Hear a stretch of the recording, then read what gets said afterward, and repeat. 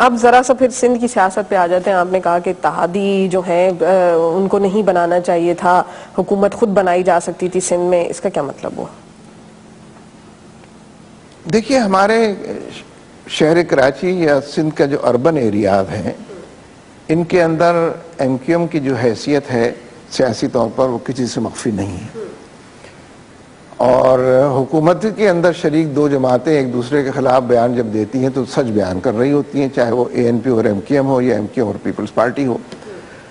Peoples party نے floor of the house پر صرف ذوالفقار مرزا کی بات نہیں کر رہا میں, وہ جو سراج درانی ہیں جو لوکل باڈیز کے منسٹر ہیں انہوں نے بھی فلور آف دی ہاؤس پر تقریر کی ہے, چارج شیٹ کیا ہے ایم کیو ایم کو. ذوالفقار مرزا نے بھی کیا ہے, اس سے پہلے اور ایک دو وزیروں نے بھی کیا ہے.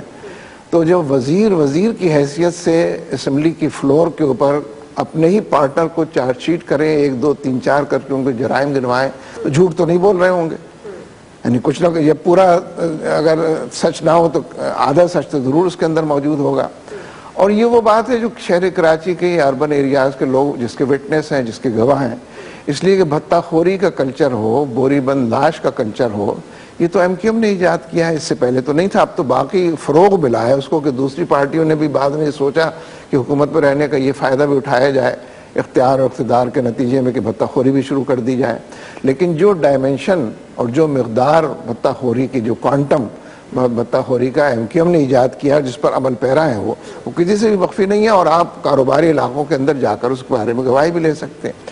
ہم یہ سمجھتے ہیں کہ ٹارگٹ کلنگ کا معاملہ ہو یا بھتہ خوری کا معاملہ ہو, اگر پرائیویٹ سیکٹر میں عام آدمی یا ان کی کوئی تنظیم یہ کام کر رہی ہو تو حکومت اس کی گرفت کر سکتی ہے, کرنا چاہیے اسے. لیکن جب حکومت خود ہی کر رہی ہو, اس کے شریک لوگ کر رہے ہوں, تو پیپلز پارٹی بلیک میلنگ کا شکار ہے, ایک پریشر ٹیکٹکس کا حوالہ ہے, اور اس کے نتیجے میں وہ خود بھی تھوڑا بہت بلیک میل شاید کرتے ہوں گے ایم کیو ایم کو, لیکن ایم کیو ایم نے تو بالکل ان کو ہائی جیک کیا ہوا ہے. ان کی سولوشن کیا ہوا پھر اس پرابلم کا, مطلب پھر what they should do, مطلب کیا کرنا چاہیے پھر؟ کرنا تو جو چاہیے وہ نہ کیا ہے اب تک, نہ کسی کے مشورے پر انہوں نے عمل کیا ہے.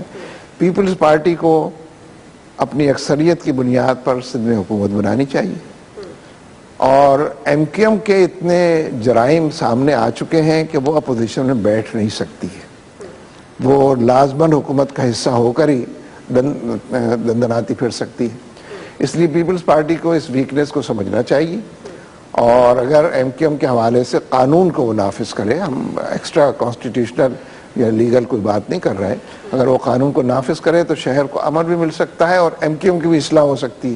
لیکن پیپلز پارٹی کیونکہ ایک خوفزدہ جماعت کی حیثیت سے یہ زرداری صاحب اقتدار کو طول دینا, اس کو برقرار رکھنا, چاہے اس سے کوئی ڈیلیور کر سکے یا نہ کر سکے, اس پر عمل پیرا ہے, تو اس کی وجہ سے عوام کو مشکلات کا سامنا.